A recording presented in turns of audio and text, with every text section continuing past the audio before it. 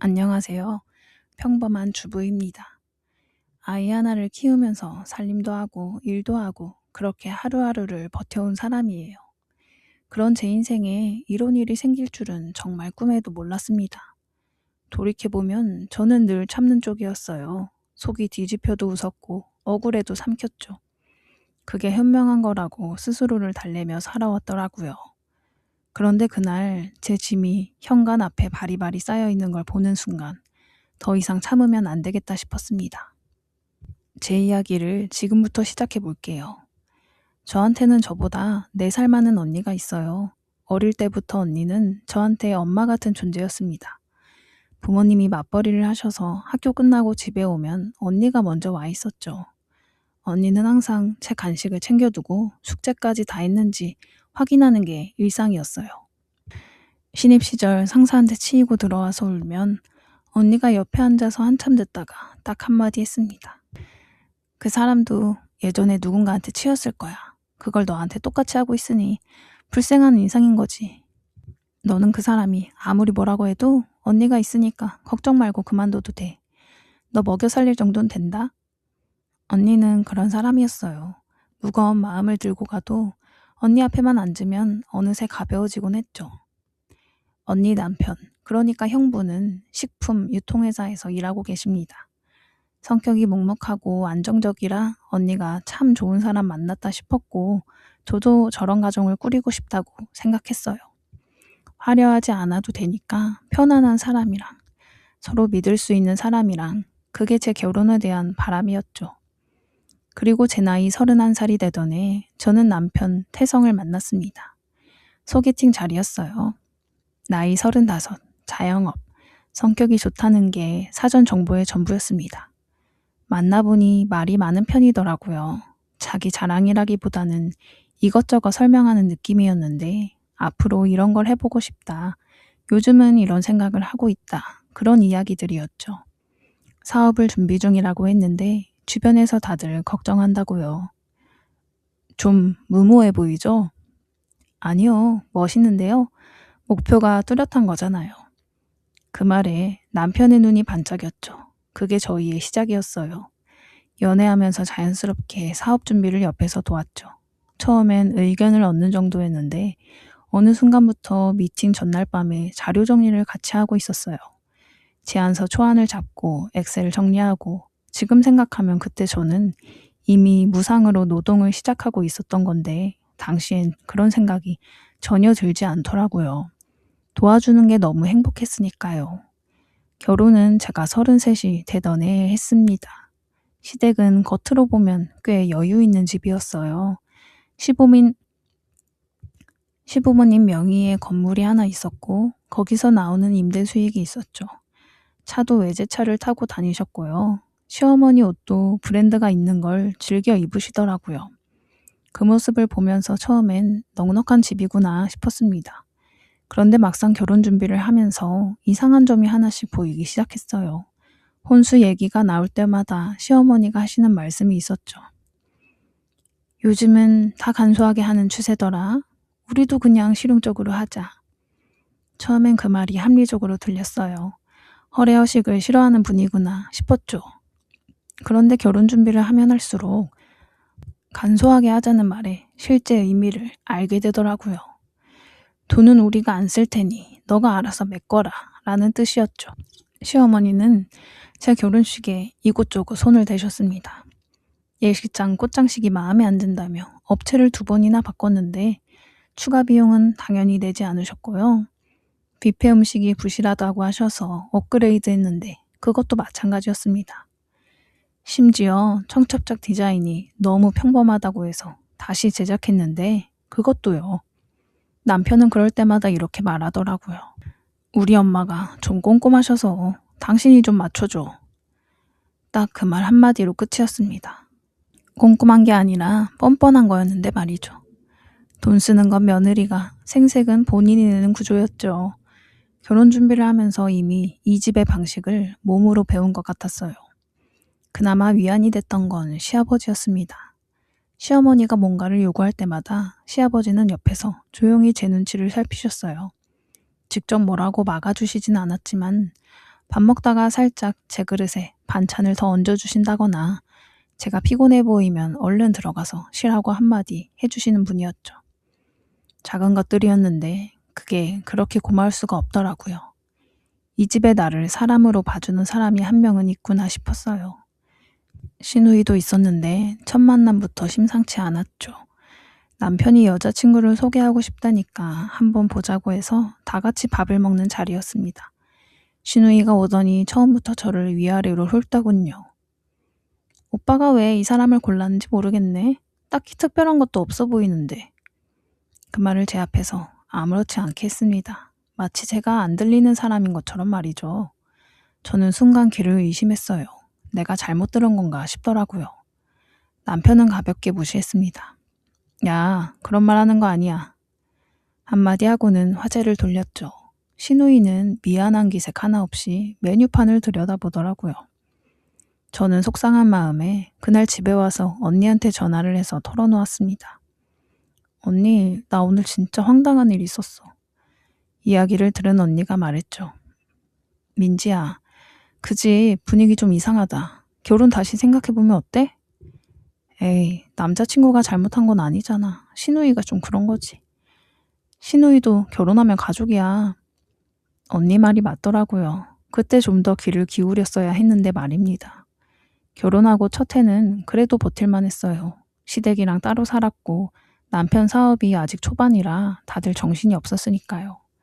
시어머니가 가끔 이런저런 부탁을 하셔도 신혼이니까 잘 보여야 하니까 하면서 웃으며 했죠.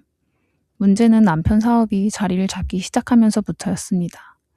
처음에 남편 사업이 제일 어려웠던 게 거래처였어요.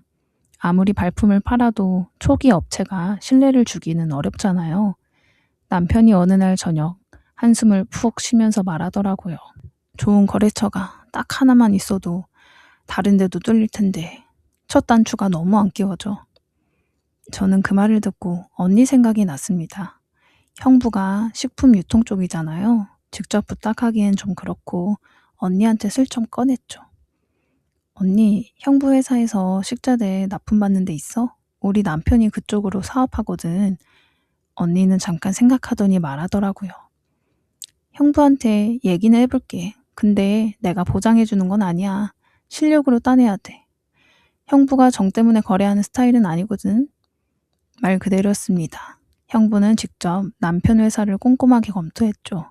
서류도 보고요. 직접 미팅도 하고 단가 협의도 꽤 오래 하더라고요.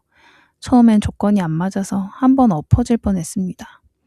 그때 남편이 조건을 재조정해서 다시 제안했고 형부가 그걸 받아들이면서 거래가 성사됐죠.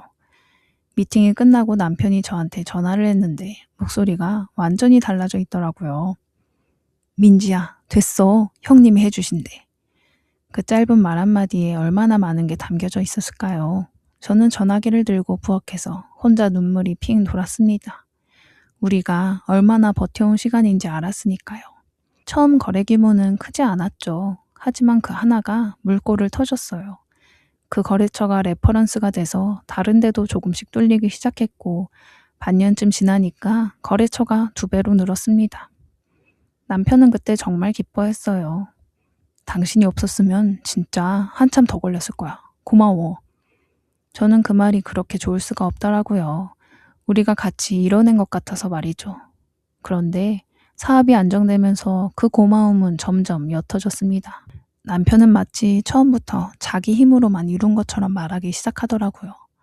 거래처 사람들 앞에서 사업 이야기할 때도 초창기 고생하던 시절 얘기할 때도 제 이름은 언급된 적이 없었죠.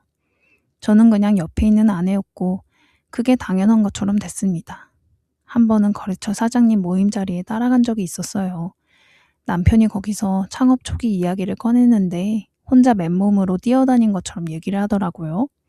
맞은편에 앉아있는 제 얼굴을 한 번도 보지 않았습니다. 그 자리에서 저는 그냥 웃으면서 음식만 집었습니다. 집에 오는 길에 뭔가 할 말이 있었지만 입이 열리지 않았어요. 말해봤자 뭐가 달라지겠나 싶어 그냥 피곤하더라고요. 아이는 결혼 이듬해에 태어났습니다. 임신 기간 동안 저는 남편 사업 관련 서류 작업을 계속했죠. 배가 불러서 허리가 아파도 노트북 앞에 앉아서 거래처 계약서를 검토하고 정산 자료를 정리했습니다. 남편이 그런 저에게 고마워했냐고요? 가끔은요. 그 외에는 당연하다는 듯이 부탁하더라고요. 남편은 출산 직전까지도 그랬습니다. 진통이 시작되기 이틀 전날 밤에도 남편은 거래처 납품계약서 수정을 좀 해달라고 카카오톡을 보냈죠. 노트북 켜던 그날 밤이 아직도 기억이 나네요. 이걸 내가 왜 하고 있지? 라는 생각이 처음으로 선명하게 들었습니다. 그래도 꾹 참고 했죠. 마치 습관처럼요. 아이를 낳고 나서 몸이 부쩍 약해진 게 느껴졌습니다. 그래도 완전히 쉬고만 있진 않았어요. 육아휴직 기간 동안 재택으로 할 수 있는 일을 찾아서 작은 수입을 만들었죠. 남편 사업 관련 일도 있었고 제가 따로 콘텐츠 관련 프리랜서 일을 했습니다. 규모는 크지 않았지만 꾸준히 했어요. 그 돈을 제 이름으로 된 통장에 모았죠. 딱히 목적이 있어서는 아니었고 그냥 저도 남편에게 의지하지 않고 스스로 돈을 벌고 싶었습니다. 시댁과의 관계는 시간이 갈수록 구조가 선명해졌어요. 시어머니는 며느리를 도구로 사용하는데 참 익숙한 분이더라고요. 대놓고 그러시는 게 아니라 항상 그럴듯한 이유를 붙이시곤 했죠. 요즘 애들은 솜씨가 없어서 탈이야. 우리 며느리는 그래도 뭘 좀 할 줄 알더라. 칭찬처럼 들리지만 그 말 뒤엔 반드시 부탁이 따라왔습니다. 솜씨가 있으니까 해달라는 거였죠. 시어머니 지인 모임 케이터링을 제가 직접 준비한 게 한두 번이 아닙니다. 처음엔 5명 모임이었다가 한 번 좋다고 소문이 났는지 다음엔 10명이 됐더라고요. 어느 날은 15명이라는 겁니다. 어머님, 인원이 너무 많아요. 이번엔 업체 쓰시는 거 어떨까요? 에이, 그냥 너가 좀 해. 사다 놓는 것보다 집에서 하는 게 정성도 있고 훨씬 낫잖아. 어머님, 저도 아이 보면서 일도 하고 있어서요. 나도 아이 다 키워봤지만 시간이 그렇게 없진 않아. 시간 좀 내면 되지. 예전에 나는 30년도 혼자 다 했다. 저는 그게 자랑인지 핀잔인지 모르겠는 그 말을 들으면서 결국 또 했습니다. 남편한테 말하면 항상 같은 대답이 돌아오더라고요. 우리 엄마가 원래 좀 고집이 있어. 그냥 해줘. 당신이 엄청 잘하니까 믿고 맡기는 거지. 나중에 내가 맛있는 거 사줄게. 맛있는 거. 15명 밥 차린 보상이 맛있는 거라니. 그 말을 들을 때마다 제 감정, 에너지, 기대가 빠져나가는 느낌이 들었습니다. 모임이 끝나고 나면 시어머니가 지인들한테 자랑을 하셨다고 하더라고요. 우리 며느리가 다 만들었다고요. 처음엔 그 말이 기뻤어요. 인정받는 것 같아서 말이죠. 근데 어느 순간부터 그 자랑이 저를 더 묶어두는 말이라는 걸 알게 됐습니다. 잘한다고 소문이 나면 다음에 또 시켜도 되는 사람이 되는 거잖아요. 칭찬이 덫이었더라고요. 시누이는 시어머니보다 더 대놓고였어요. 최소한 시어머니는 그럴듯한 포장을 하셨는데 시누이는 그런 포장도 없었죠. 결혼 초에 한 번은 시누이가 자기 친구 결혼 답례품을 제가 골라달라는 거예요. 그것도 인터넷으로 찾아서 주문까지 말입니다. 왜 제가 시누이 친구 답례품을 골라야 하는지 이유는 모르겠는데 제 남편 눈치가 보여서 그냥 했죠. 다음엔 자기 남자친구 부모님 생신 선물을 골라달라거나 그 다음엔 자기 집 인테리어 소품 쇼핑 목록을 뽑아달라고까지 하더라고요. 한 번은 제가 너무 피곤해서 솔직히 말했습니다. 아가씨, 나 오늘 좀 힘들어서 직접 찾아보는 건 어때? 그러다 시누이 반응이 이랬죠. 언니가 이런 거 잘하잖아요. 제가 하면 오래 걸리는데. 저는 이해가 안 됐습니다. 저도 오래 걸리거든요. 아마 귀찮다는 걸 돌려 말한 거겠죠? 한 번은 시누이가 남자친구 생일 선물로 뭘 사줄지 모르겠다면서 같이 쇼핑을 가자고 한 적도 있었어요. 그날 제 일정이 있었는데 일정을 미루고까지 나갔죠. 세 군데를 돌아다니면서 이건 어떠냐, 저건 어떠냐 의견을 냈고 결국 제가 고른 걸로 샀습니다. 집에 오는 길에 시누이가 이렇게 말하더라고요. 언니 덕분에 잘 샀다. 남자친구가 좋아하겠지? 그 말에 저는 웃으며 그러겠지 했습니다. 고맙다는 말은 역시나 없더라고요. 당연한 것처럼 말이죠. 그날 저녁 일정을 미뤄서 민폐를 끼친 것에 대한 사과도 없었고요. 저는 집에 혼자 와서 멍하니 앉아 있었습니다. 내가 오늘 뭘 한 거지? 싶었죠. 그래도 저는 웃었습니다. 남편을 위해서요. 결혼은 그 사람이랑 했지만 그 사람의 가족이랑도 하는 거니까 스스로 그렇게 설득하면서 지냈죠. 명절은 또 다른 전쟁이었습니다. 시댁에서 명절을 보내는 건 당연한 일이었고 음식 준비는 처음부터 끝까지 제 몫이었죠. 시어머니가 뭔가 하시긴 했는데 입으로만 바쁘시더라고요. 간이 어떻다. 저거 불 좀 줄여라. 그릇은 이걸로 써라. 그런 지시를 내리시는 역할이었습니다. 저는 그런 시어머니의 손이었고요. 추석 전날이면 저는 장을 보러 다녔어요. 새벽부터 재래시장을 돌고 짐을 들고 시댁으로 가서 밤새 준비를 했죠. 전을 부치고 갈비를 재우고 나물을 무쳤습니다. 시누이는 명절 당일 오전에 나타나서 음식만 먹고 가더라고요. 도운 건 없었고요. 당연하게 설거지도 제 몫이었습니다.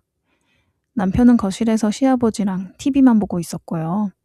한 번은 너무 힘들어서 남편한테 말했죠. 여보, 나 좀 도와줄 수 있어? 아니면 시누이한테라도 좀 부탁해줘. 나 혼자 이거 다 하기 힘들어. 남편이 뭐라고 했는지 아세요? 민지야, 우리 엄마 앞에서 그런 우는 소리를 하면 어떡해. 우리 엄마 성격 몰라서 그래? 내가 도와줬다간 나 엄청 혼나. 이번 한 번만 더 해줘. 이번 한 번만. 그 말을 명절마다 들었습니다. 몇 년 동안이나 말이죠. 저희 언니네는 명절을 어떻게 보내는지 아세요? 형부 집이랑 친정이랑 조율해서 모든 걸 반반씩 한답니다. 형부가 먼저 그렇게 제안했더라고요. 언니가 양쪽 다 신경 쓰이지 않겠냐고 말입니다. 그 얘기를 들었을 때 부럽지 않았다면 거짓말이죠. 형부가 그런 말을 먼저 했어?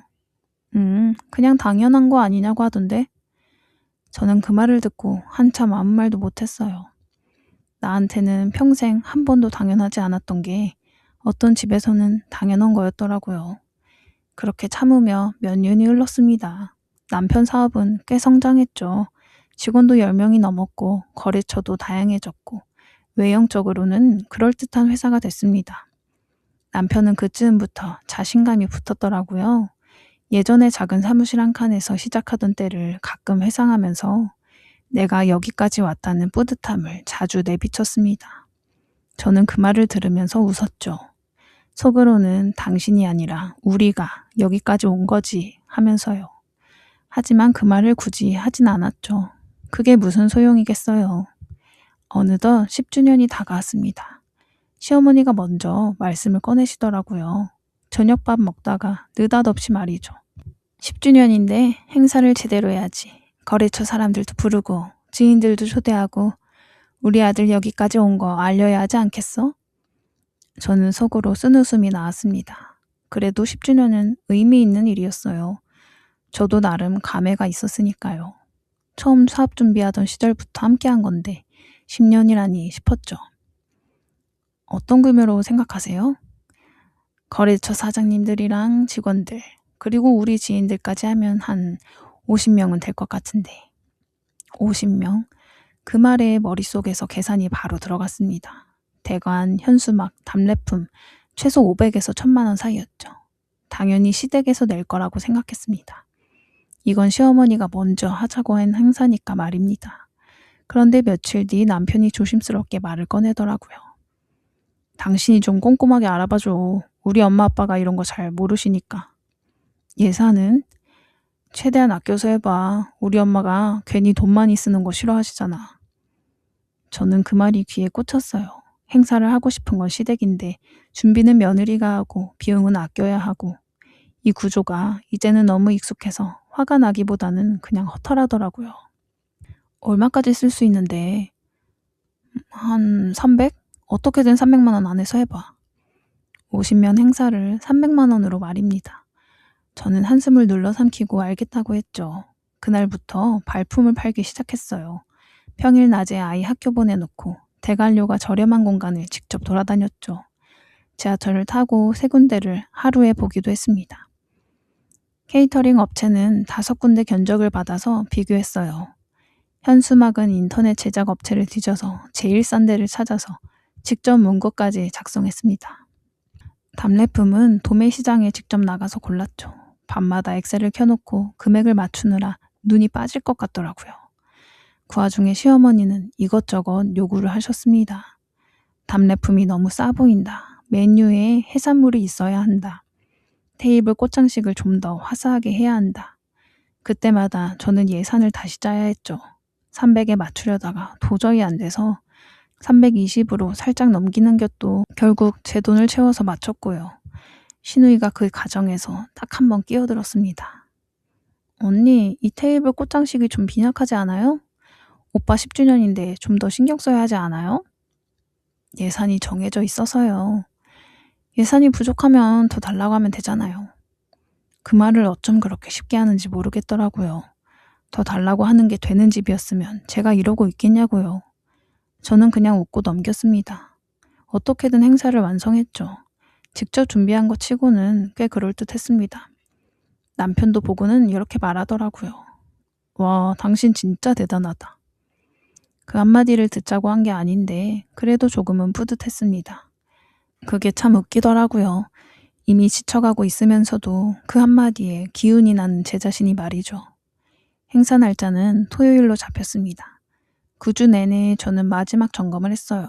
업체 확인 전화, 좌석 배치표 수정, 진행 순서 정리, 남편 인사말 초안까지 잠을 주려고 하며 준비했습니다. 그리고 행사 전날 밤, 내일이면 다 끝난다는 생각에 처음으로 마음이 좀 놓이는 것 같더라고요. 그런데 행사 당일 아침이었어요. 평소보다 일찍 일어나서 옷을 차려입고 있는데 핸드폰이 울렸어요. 친정엄마였죠. 예, 민지야, 나 지금 좀 이상한 것 같아. 머리가 너무 아프고 아까부터 한쪽 팔이 좀 저리네. 순간 저는 온몸이 굳었습니다. 머리가 아프고 한쪽 팔이 안 움직인다. 그게 무슨 증상인지 저는 알고 있었죠. 엄마, 지금 바로 119 불러. 빨리. 아빠는 어딨어? 네 아빠는 지금 외출했지. 나 그냥 좀 쉬면 낫지 않을까? 어제 좀 무리했나 봐. 엄마, 쉬면 안 돼. 지금 당장 119 불러야 돼. 그거 뇌졸중 증상이야. 제발. 뇌졸중? 설마. 엄마, 빨리. 지금 당장. 알겠어. 전화를 끊고 나서 손이 떨렸습니다. 엄마 목소리가 계속 머릿속에서 맴돌더라고요. 평생 아프다는 소리 한마디 안 하던 엄마가 이상한 것 같다고 했을 때 이미 상태가 심각하다는 걸 느꼈습니다. 엄마가 그 말을 입 밖에 꺼낼 정도면 진짜 상황이 좋지 않은 거거든요. 행사장까지 가는 길에 남편한테 말했습니다. 나 지금 우리 엄마 모시고 병원 가야 될 것 같아. 뇌졸중 증상인 것 같아서. 남편의 얼굴이 굳더라고요. 지금? 행사가 2시간 남았는데? 나도 알아. 근데 엄마가 좀 심상치 않아, 증상이. 아빠도 지금 외출하셔서 내가 안 가면 안 돼. 진행은 너가 다 짜놨잖아. 업체들도 다 왔고 조금이라도 있다가 바로 가면 안 돼? 그 말을 듣는 순간 머리가 하얘졌죠. 우리 엄마가 심각하다는데 행사 끝나고 가면 안 되냐고 말이죠. 뇌졸중은 골든타임이 있는 병입니다. 그 시간 안에 처치를 받지 못하면 돌이킬 수 없는 후유증이 남는다는 걸 저는 알고 있었죠. 내 어머니가 그 골든타임 안에 있는데 말입니다. 저는 남편을 더 설득하지 않았어요. 진행 순서 파일로 정리해뒀어. 업체 연락처도 다 저장돼 있고 행사는 당신이 해. 가방을 들고 바로 나왔죠. 뒤에서 시어머니 목소리가 들리더라고요. 어머, 얘가 어디 가는 거야? 오늘 행사인데? 저는 돌아보지 않았습니다. 뛰어서 택시를 잡았죠. 택시 안에서 곧장 언니한테 전화했습니다. 언니도 이미 엄마한테 연락을 받고 병원으로 가고 있다고 하더라고요. 병원에 도착하니 엄마는 이미 응급처치를 받고 있었습니다. 빠르게 연락이 닿아서 초기에 처치를 받은 게 다행이라고 하더라고요. 검사 결과를 기다리는 동안 저는 복도 의자에 앉아서 손을 꼭 쥐고 있었습니다. 언니도 금방 도착해서 제 옆에 앉았죠.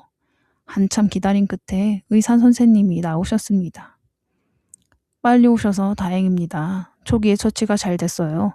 정밀 검사를 좀 더 해봐야 하지만 큰 고비는 넘겼습니다. 그 말에 눈물이 왈칵 쏟아졌습니다. 언니가 제 손을 잡았어요. 잘 왔어. 너가 엄마한테 말해줘서 빨리 눈치챈 거야. 저는 긴장이 풀리면서 눈물이 다 났죠. 그날 오후 엄마는 안정을 찾으셨어요. 저는 엄마 곁에서 자리를 못 뒀죠. 엄마가 조금씩 의식이 돌아오시면서 저를 보더니 손을 꼭 쥐어주셨는데 그 손이 얼마나 차갑던지 저는 그 손을 두 손으로 감싸고 오래도록 앉아 있었습니다. 핸드폰을 확인하니 부재중 전화가 여러 통 와 있더라고요. 시어머니, 시누이, 남편, 문자도 여러 개였습니다. 시어머니 문자가 제일 먼저 눈에 들어왔죠. 오늘 행사에 며느리가 없으니 사람들이 다 이상하게 보네. 어떻게 된 거야? 제정신이냐? 시누이 문자가 뒤를 이었죠. 언니 진짜 너무한 거 아니에요? 오빠 10주년인데 며느리 자격도 없네. 남편의 문자는 딱 두 줄이었죠. 행사 끝났어. 그냥 오지 마라. 그 연락들 속엔 아무도 우리 엄마가 괜찮냐는 말은 하지 않았더라고요. 저는 핸드폰을 뒤집어 놨어요. 밤이 됐고 병실 불을 줄이고 엄마 옆에서 쪽잠을 잤습니다. 새벽에 한 번 깼을 때 엄마가 눈을 뜨고 계시더라고요. 저를 보면서 입술을 달싹이셨는데 목소리가 잘 안 나오시는 것 같았어요. 저는 괜찮다고, 다 괜찮다고만 했죠. 눈물이 나오려는 걸 꾹 참으면서 말입니다. 다음날 낮이 돼서야 엄마 상태가 충분히 안정됐고 언니가 있을 테니 집에 가봐라 해서 겨우 발을 뗄 수 있었어요. 집으로 가는 길에 무거운 예감이 들더라고요. 어젯밤에 온 문자들을 보면서 이미 뭔가 각오는 했지만 막상 현관 앞에 섰을 때 예감이 현실이 됐습니다. 제 짐이 쌓여 있더라고요. 옷가지, 화장품, 책들, 소소한 물건들, 검정 쓰레기 봉투에 대충 수설 넣은 것들도 있었습니다. 처음엔 멍하게 서 있었죠. 대체 이게 뭔가 싶었어요. 꿈인가 싶기도 하고 봉투 하나에 옷이 삐져나와 있었습니다. 제가 아끼는 블라우스였는데 구겨진 채로 반쯤 나와 있더라고요. 그걸 보는 순간 실소가 터져 나왔죠. 정성껏 개어놓은 것도 아니고 말이죠. 10년 동안 이 집에서 제가 쌓아온 것들이 그렇게 처박혀 있었습니다. 저라는 사람이 이 집에서 어떤 존재였는지가 그 봉투 하나에 그대로 담겨 있더라고요. 내가 이 집에서 어떤 사람이었는지 이제 완전히 확인받은 느낌이었습니다. 거실로 들어가니 시누이가 소파에 앉아 있더군요. 남편은 그 옆에 팔짱을 낀 채 서 있었고요. 두 사람 다 저를 바라보는 눈빛이 싸늘했어요. 제가 먼저 말을 꺼냈죠. 엄마는 다행히 괜찮아졌어. 근데 아무도 괜찮은지 물어봐주는 사람이 없네? 그러다 시누이가 말했어요. 언니, 어제 행사가 얼마나 중요한 자리인지 알아요? 오빠 10주년 행사인데 거래처 사람들 다 왔는데 며느리가 없으니까 사람들이 얼마나 수군거렸는지 아냐고요. 오빠가 얼마나 난처했겠어요? 미안해요. 병원에 가니 우리 엄마가 뇌졸중 증상이 맞았다고 하더라고요. 조금만 늦게 갔으면 큰일 날 뻔했어요. 뇌졸중이든 뭐든 병원에서 다 처리해 주잖아요. 병원에 맡겨두고 잠깐이라도 얼굴 비추고 가면 됐잖아요. 남편이 말했죠. 나도 많이 난처했어. 당신이 없으니까 어떻게 된 일인지 사람들한테 설명도 못하고 이혼했냐고 쑥덕거리더라고. 진짜 당신 너무 예의가 없다. 그럼 그냥 당신이 솔직하게 말했으면 됐잖아. 장모님이 쓰러지셨다고 하면 그게 기분 좋은 행사 자리에서 할 말이야? 분위기 깨는 말이잖아. 시누이가 또 끼어들더라고요. 솔직히 언니, 평소에도 시댁보다 친정 더 챙긴다는 거 다들 알거든요? 이번엔 좀 너무한 거 아니에요? 내가 시댁을 덜 챙긴 게 있어? 구체적으로 말해봐. 뭐, 지금 그게 중요한 게 아니잖아요. 나한테는 중요한데? 뭐냐고, 말해봐요. 분위기가 싸늘하게 굳었습니다. 저는 남편을 바라봤죠. 이 사람이 지금 뭔가 한마디 해주길 기대했어요. 그런데 남편은 팔짱만 더 꽉 끼고 눈을 피하더라고요. 그때 확신했습니다. 아, 이 사람은 영영 내 편이 될 수 없는 사람이구나 싶었죠. 남편이 한숨을 쉬더니 말했어요. 당신이 자꾸 이렇게 나오면 우리도 어떻게 할 수가 없어. 일단 좀 나가서 생각 정리하고 와. 짐은 싸뒀으니까. 봤지? 여행이라도 다녀오든가. 우리 어머니가 당신 꼴 보기도 싫대. 알겠어. 저는 짧게 대답했죠. 시누이가 약간 의아한 표정을 짓더라고요. 더 싸울 줄 알았나 봐요. 남편도 뭔가 더 말하려다가 멈췄죠. 저는 현관에 짐을 들었어요. 봉투째로 다 말이죠. 남편이 그제야 뭔가 이상한 낌새를 눈치챘는지 말하더라고요. 나중에 마음 정리되면 연락하라고. 내 말 들었어? 저는 돌아보며 딱 한마디 했습니다. 연락할 일 없을 거야. 그리고 저는 아이를 데리고 나왔죠. 언니네 집으로 곧장 향했습니다. 언니는 제 얼굴을 보자마자 다 알았는지 아무 말 없이 방 하나를 내어주더라고요. 형부도 괜찮으면 여기 있어도 된다고 딱 그 한마디만 했습니다. 길게 묻지도 않고요. 위로의 말을 쏟아내지도 않고 말이죠. 그냥 있어도 된다는 그 말이 오히려 더 고마웠습니다. 저는 그날 밤 짐도 풀지 않고 침대에 누워서 천장을 봤습니다. 분하지 않았어요. 억울하지도 않았죠. 오히려 이상할 정도로 마음이 고요하더라고요. 안개가 걷히는 것 같은 느낌이랄까요? 오랫동안 흐릿하게 보이던 것들이 그날 밤 선명하게 보이기 시작했어요. 내가 10년 가까이 뭘 하고 있었는지, 누구를 위해서 웃고, 누구를 위해서 참고, 누구를 위해서 애쓰고 있었는지 말입니다. 그 사람들이 나를 어떻게 보고 있었는지도요. 이 결혼은 끝났습니다. 다음날 아침 저는 언니한테 말했죠. 나 이혼할 거야. 언니는 커피를 한 모금 마시더니 말하더라고요. 그래, 잘됐다. 솔직히 그쪽 집안 진짜 마음에 안 들었었어. 언니가 다 도와줄게. 그 말이 전부였습니다. 길게 말리지도 않고 쓸데없이 다시 생각해보라고도 안 했죠. 언니는 제가 충동적인 사람이 아니라는 걸 알고 있었거든요. 제가 이 정도까지 말을 꺼냈으면 이미 결심이 선 거라는 걸 말입니다. 저는 그날 바로 변호사를 알아봤어요. 언니가 아는 분을 소개해줬죠. 처음 상담에서 변호사님이 물어보더라고요. 재산 분할이나 위자료 최대한 받아내는 방향으로 진행할까요? 사업 기여도를 따지면 꽤 나올 수도 있겠는데요. 저는 잠깐 생각하다가 대답했죠. 아니요, 제목만 받을게요. 딱 제가 받을 만큼만요. 길게 끌고 싶지도 않아요. 변호사님이 약간 의외라는 표정을 지으시더라고요. 최대한 받아낼 수 있는데 생각해 보셨어요? 알아요. 그래도 그냥 그렇게 할게요. 저 혼자서도 충분히 잘 살 수 있거든요. 그 말은 허세가 아니었습니다. 저는 재테기를 꾸준히 해왔고 그 수입이 작지 않았거든요. 제 이름으로 된 통장에 꼬박꼬박 모아둔 돈도 있었고요. 그 집안과 오래 묶이는 것보단 빨리 끊고 새로 시작하는 게 저한테 더 이득이라는 판단이 서 있었습니다. 현실적인 판단이었죠. 이혼 통보가 들어가자 남편이 연락을 해왔습니다. 당신 진짜 1억이야? 장난해? 장난 같니? 우리 아이는 어떻게 하라고? 아이 양육은 내가 할 거야. 나머지는 합의. 설마 평소엔 양육에 신경도 안 쓰던 사람이 데려간다는 양심 없는 말은 하지 않겠지? 당신 너무 극단적으로 가는 거 아니야? 그 단어가 참 웃기더라고요. 내 짐을 쌓아두고 나가라 한 건 극단적이지 않고 이혼 통보가 극단적이라니 말입니다. 할 말 있으면 변호사 통해서 해. 전화를 끊었죠. 며칠 뒤 시어머니한테서 전화가 오더라고요. 예, 다 풀어줄 테니까 들어와. 우리 아들이 잘못했어. 내가 직접 사갈게. 어머님, 저 이미 결정했어요. 이혼이 그렇게 쉬운 게 아니야. 아이도 있는데. 아이 때문에 더 이상 참으면서 살고 싶지 않아요. 그게 아이한테 더 나쁜 거라고 생각합니다. 너 정말 이럴 거니? 너 나중에 후회한다. 후회는 제가 알아서 할게요.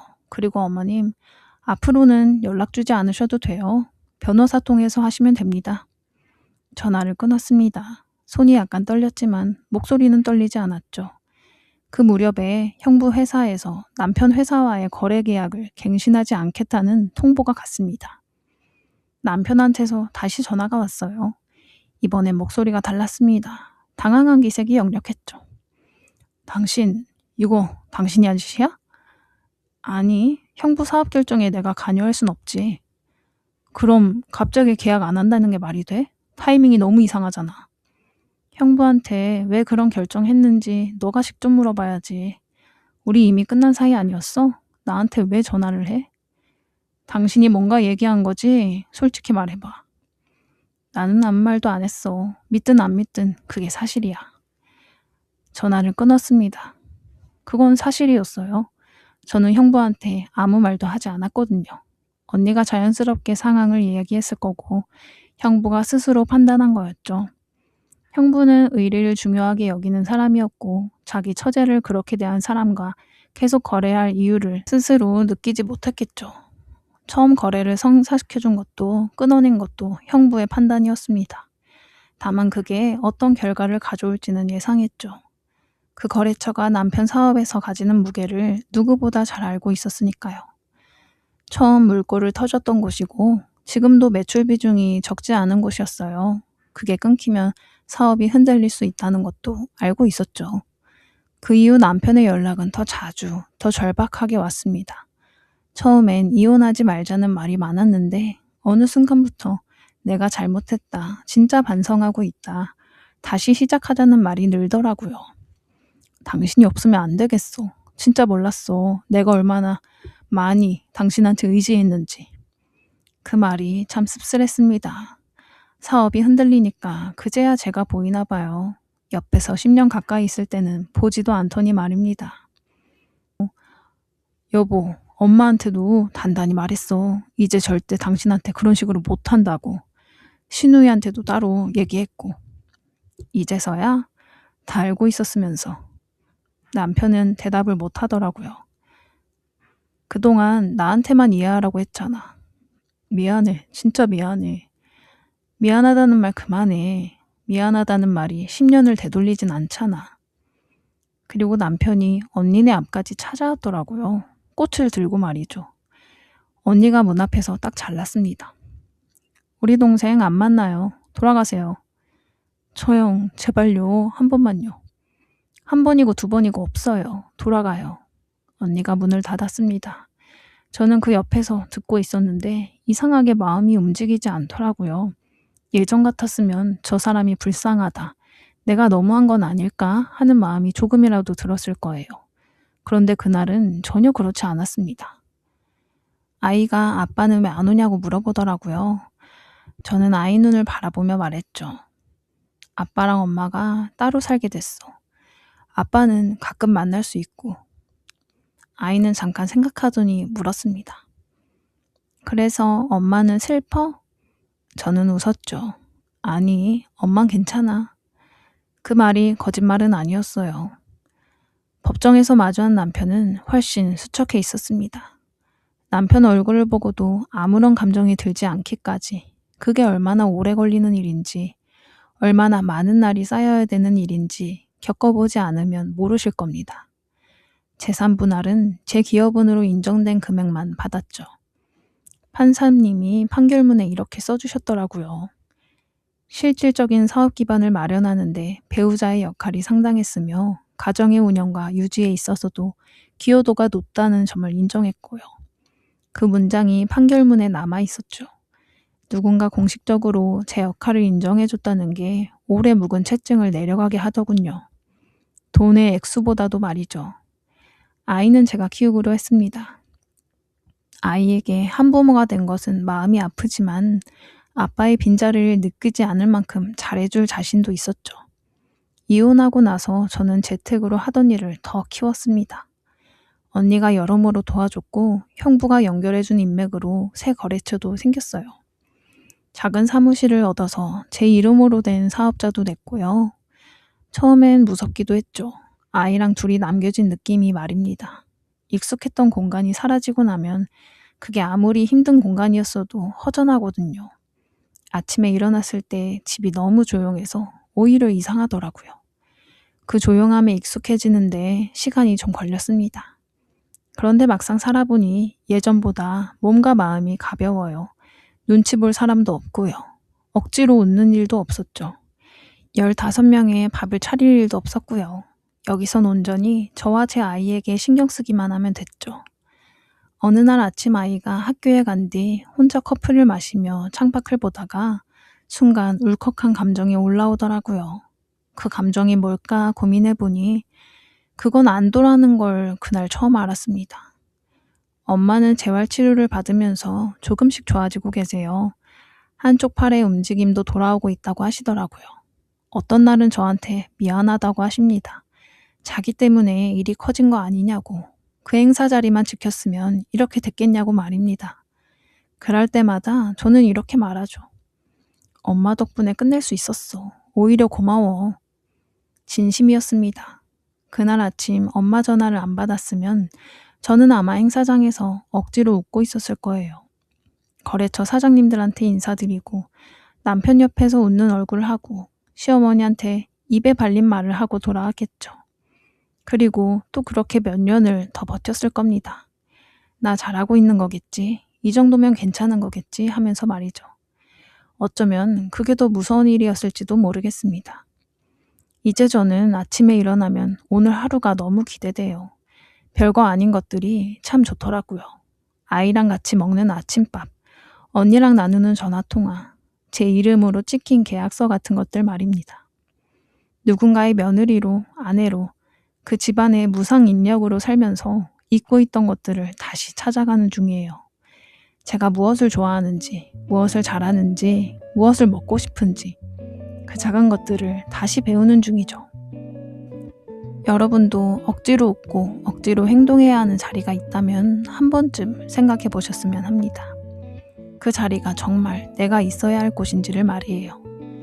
버티는 게 미덕인 시절도 있었지만 버티는 것만이 답이 아닐 때도 있더라고요. 저는 이제 그걸 압니다. 제 이야기를 들어주셔서 감사합니다. 오늘 사연은 여기까지입니다. 힘든 시간을 이겨온 사연자님에게 따뜻한 응원의 댓글을 남겨주세요. 그럼 저희는 다음 사연에서 다시 만나 뵙겠습니다.